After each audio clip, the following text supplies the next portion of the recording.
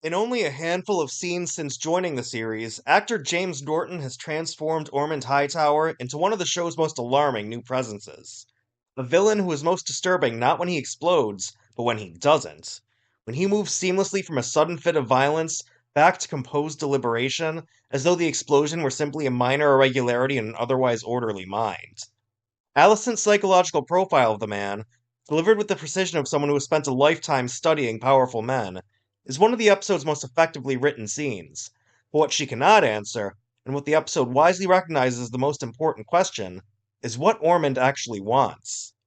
The episode's central dramatic irony is that Rhaenyra finds herself exactly where she always finds herself, opposed by some new head case while struggling to formulate a proportional response from a position of structural weakness.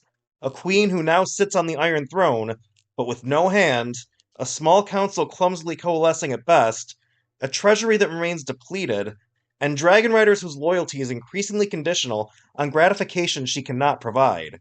Hugh Hammer, sent to watch over Tumbleton where his family is being victimized, and Ulf, denied permission to drink at his local tavern and offered little in return. The Daemon subplot gives the episode its most emotionally unexpected scene. When Caraxes sniffs out Rhaena hiding in a cave in the Mountains of the Moon, cold and guilty and utterly alone since Jace's death, Daemon's response is the most parental we've ever seen him be. He offers to charter her a ship, keep her secret, and to protect her from consequences she cannot face.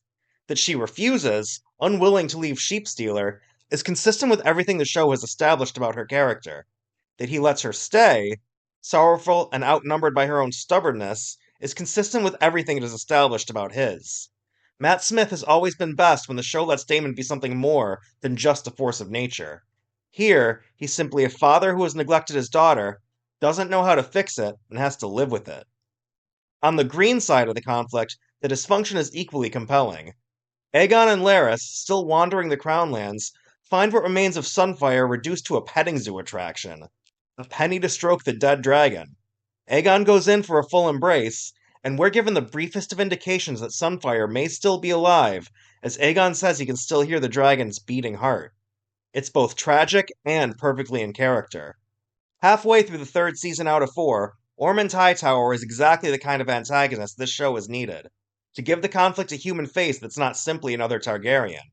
A man whose cruelty is organized around genuine conviction, who moves between violence and composure without visible seams, and whose religious zealotry gives the war a dimension that pure dynastic ambition never quite could.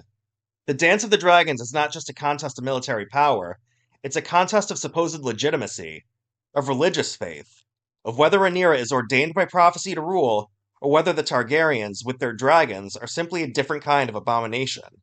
Ormond believes the latter, and he's willing to take a city hostage to prove it, making it increasingly clear that no matter who sits the throne when this is all over, Westeros will be irrevocably damaged for it.